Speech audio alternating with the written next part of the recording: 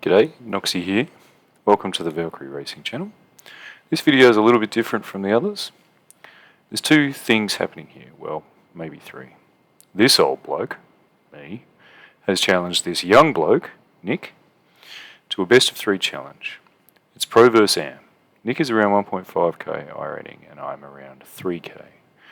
It's novice versus experience. Well, actually we've been on the racing service about the same amount of time, but I'm definitely older. Nick is YouTube's very own novice racer and a member of the Valkyrie Racing team. The link to the novice racer is in the description. Go and check out his channel. To give Nick more of a chance, we have invited some friends along, so there's some rules. Nick is allowed to qualify and I am not, so he can put as many cars as possible between us to give himself more of a chance. Damage is turned off so that no one's race is ruined by one mistake. It's two races this round. Points will be awarded based on finishing position and the winner will be determined after 3 two-race events. In the name of science, I wanted to see what happens when you turn off damage and invite a bunch of iRacers to compete. I mean, what could go wrong? If you enjoy this video, go and have a look at the live stream. We had a blast and you can hear the banter that occurred between us there. It really was a lot of fun. If you enjoy this video or any of the others on the channel, or you want to support my efforts to build a YouTube channel that includes weekly live streams, regular edited videos, including the strategy, how-to videos and other specials, and celebrates the fun community aspect of sim racing, then I would appreciate it if you could subscribe, like, share the channel with your friends. Thank you for watching. Please share your thoughts in the comments and let's begin the science experiment. What really happens when there's no damage, and can I prevail? So here they come out for quality. I surprised them by having them all on track at the same time. I'm not allowed to qualify, obviously. Following Nick here, he's the man that I need to beat. Just settling into his first lap. Let's see how. And also there's 4 laps for quality, so I gave them plenty of chances. I wanted everybody to get a lap in so that I can start from the back, because there is a chance, of course, that if they don't actually finish a lap, I won't be starting. Nick appears to be employing a particular method for warming up his tyres right now, which is if I spin it and slide it as much as possible, they'll be really warm. Continuing that method at the next couple of corners as well. Let's see how it works out for him. And we've got George at the top of the mountain on his first running call, lap 1. Nick's right behind him, putting some pressure on him. George unfortunately makes a small mistake. But nice catch, look at that. And with no damage, just continues on.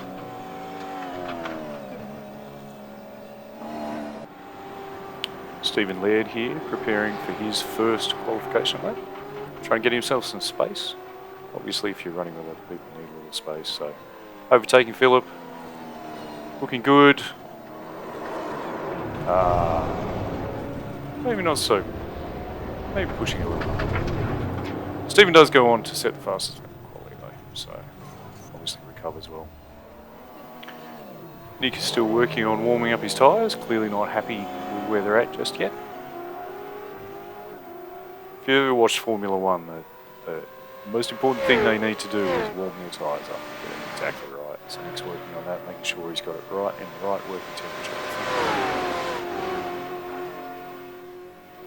Coming down to the chase now, fastest corner on the track. Steve is right behind him. Oh, Nick's just gone a little wide.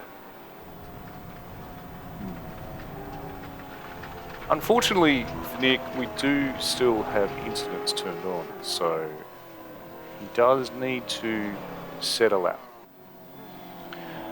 Nick and Steve both searching for a lap here. Philip makes a little mistake coming out of the forest elbow. So Nick and Steve have decided they would like to find a little bit more speed down the straight. We've got the good old-fashioned American bump draft going on as they drive past an American.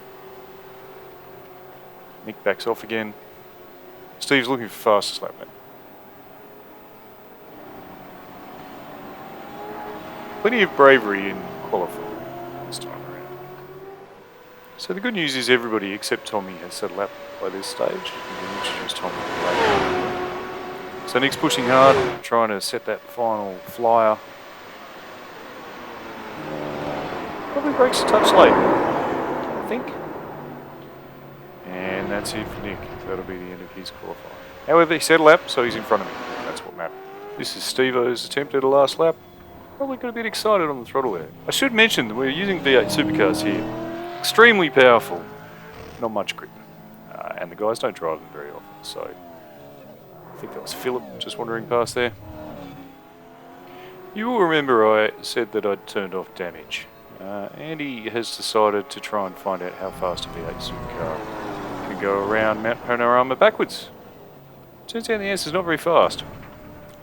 And I'm not sure George enjoyed it either. So let's see what that looked like from George's point of view.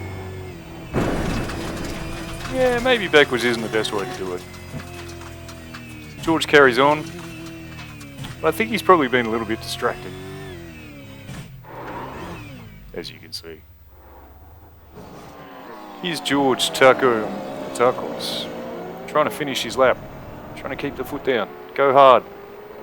Not that great. Andy right behind him. Didn't really work out for him either. Thankfully, there's no damage. We've got Tomi Paatero here. So Tommy's a 5k driver, 4.8k driver. He's just practicing for his eventual win. I'm 3k and everybody else is about 1.5k. Except Philip actually. Philip's in this race. He's now 2k. So yeah, victory donuts. Tomi might be getting a little bit ahead of himself because he hasn't actually won yet. But, you know, V8 supercars. Also, Tomi and I will be doing the Bathurst 1000 again. So fingers crossed we get to do some donuts at the end of that one. And so to the grid, Stephen Laird's done a very nice lap. George Matakos in P2. Andy Pratt, despite going backwards, has managed to be P3. Nick Green, despite being sideways, has managed P4. Eric's done a good solid lap. Eric Orchard. Philip Grusing is P5. Tomi has managed to put a wheel on the dirt somehow and get 1x on all of his qualifying laps. And I will be going from the back of the grid. And the grid is a grid start. So we need to learn how to get these monsters off the line as well. So, to the start. Tomi gets a great start. I get a terrible start. Wheel spin and then more wheel spin. Nick also gets a brilliant start. So remembering that Nick in the DJR livery is the one that I need to catch. He's a mile up the road already. So let's have a look at how he gets away. Very nice start. Gets past Andy. Pokes the nose in. Not like Nick. Pretty confident Nick is going to flash his lights at George here. So George is on the outside there. In the meantime, Steve-O's gone. He's running away with it at the stage. There you go. Here's his light flash. Nick likes to flash the lights even though he's not necessarily quicker than someone. Just a habit, I guess. So good start. Tommy's already passed Andy there in the background, and I've managed to get past Eric. But at this stage, it's not looking like it's going to be easy for me to catch up to Nick. That's me again. So we're behind Andy. Trying to catch up as quickly as we can. Don't want to let Nick get away. After all, that's the point of this race, is to try and catch up to him and beat him. So Nick and Tomi get brave here, or Tomi gets brave and Nick gets out of the way, I think. Too wide across the top of the mountain in V8 supercars. Doesn't seem like the wisest idea. You can see that Andy and I are getting very caught up as well. Tomi manages it. Nick gives him space. I did tell Nick it was worth $10 if he managed to spin Tomi, but he's got enough money. Andy is an unfortunate bystander there, to be honest. I do kind of kill him. I do apologise, Andy, for that. And you can see that Steve-O, who's run away at the start, has unfortunately had a little problem. Just got himself kind of caught. Has a bit of trouble getting out. Loses lots of places. Real shame. artist representation.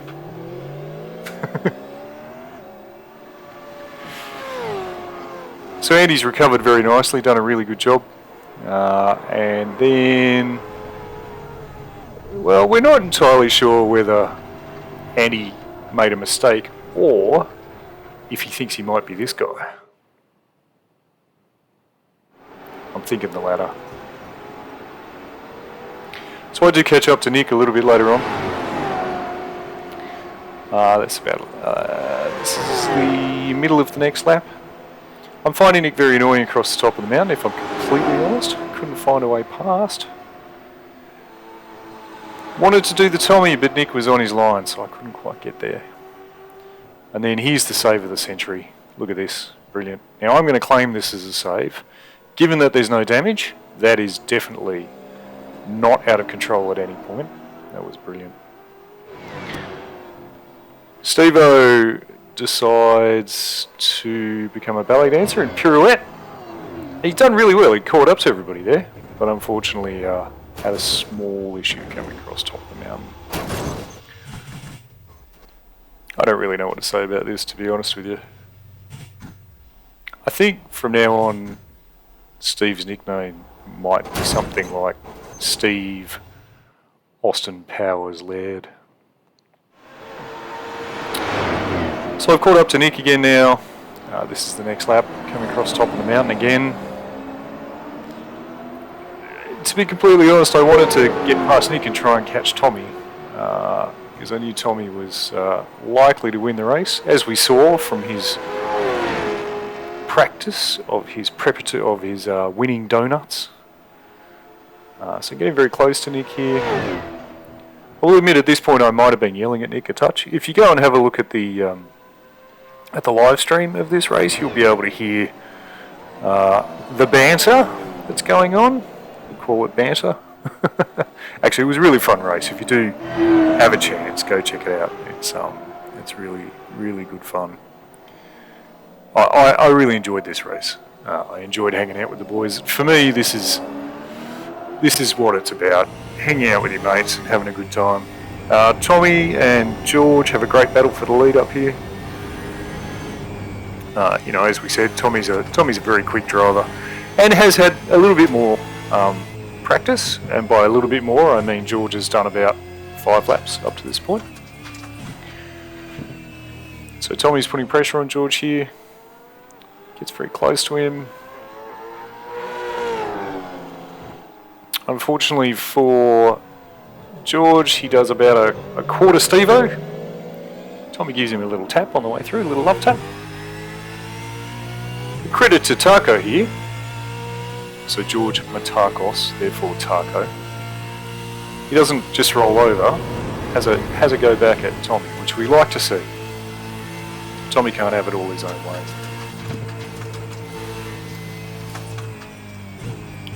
And with the pressure on, Tomi makes what is a very rare mistake for Tomi.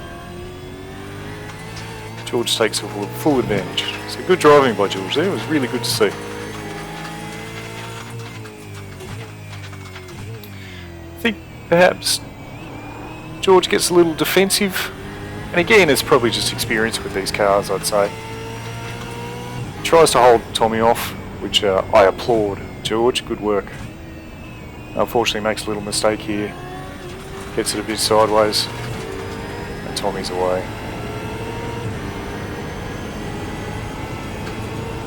And Tomi drove a really good race, very patient when he needed to be. This is a bit interesting though, to be completely honest. Tomi's, I'm not sure, maybe trying to warm up his tyres? Just trying to stop George, I guess. So we're now back to, I still haven't managed to get past Nick, which is very frustrating. Nick's driving well, to be fair. And I was on the radio at this point, saying to Nick how well he was driving and how fast he was. So this is new ploy. I know Nick pretty well, we race together a lot.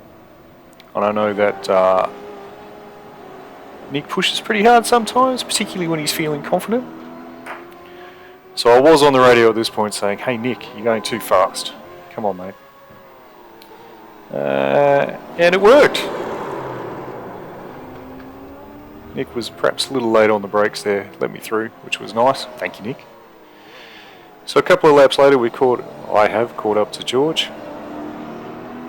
I just want to point out the livery here too. That is, I think it's about 1982, Green's Tough XE Falcon livery from Dick Johnson Racing. George has gone a little deep in the corner there, and again, credit to him, he has a race. I've got to take him on the grass, which I kind of enjoy. And tries to stay in the draft there, George, which is good work.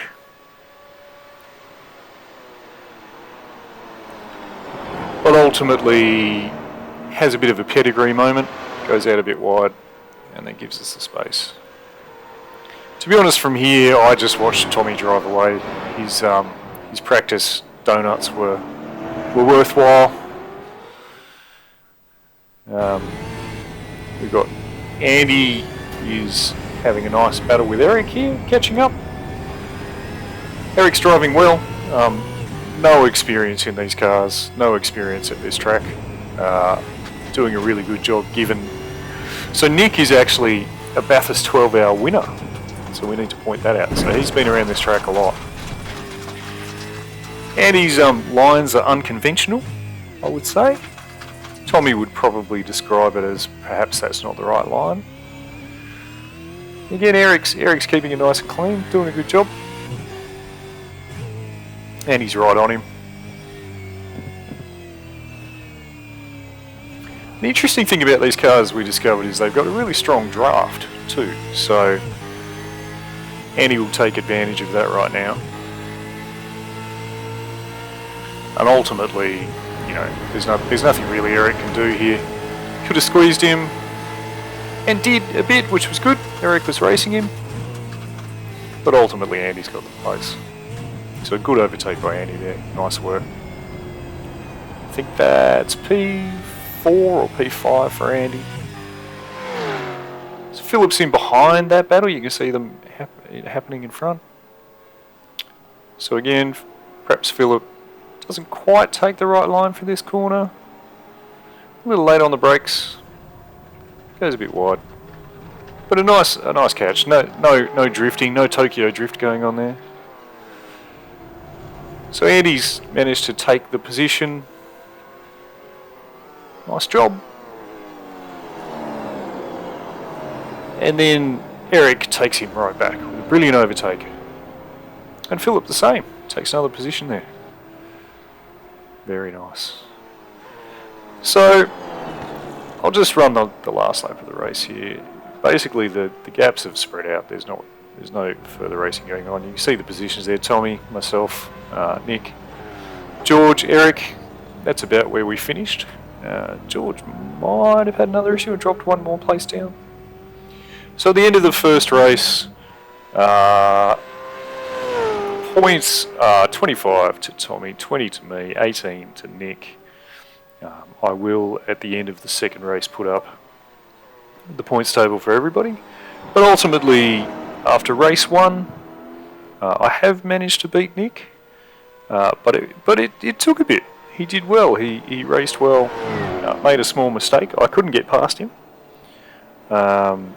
So ultimately, in the challenge, the novice racer versus pro. I mean, Tomi's more pro than I am, obviously, but there's a pretty big gap between the iRating. So yes, I beat him, but it's only a 2-point gap after race one. And the most important thing, to be honest, is that we just had a good time. We had a really fun race, and for me, you know, the community aspect and hanging out with your mates, driving fast cars, is what it's all about. Please do let us know what you think in the comments if you enjoyed this. If you did enjoy it, do please go and have a look at the live stream. We have recorded all of our voices and all the interactions that happened. We've also got at the end of it a review of the race, and we had a ball. I challenge you to watch it and not have a good laugh. It really was good fun. If you do enjoy this video, come back. please do subscribe. I'm trying to build this channel up. A whole bunch of different things we'll be doing on the channel as well. I will be live streaming all the new content with the Season 4 release. So join us for that. And yeah, remember, subscribe, like, share. Let us know what you think in the comments. Thank you very much for watching. I've enjoyed making this video and having the race. Thank you.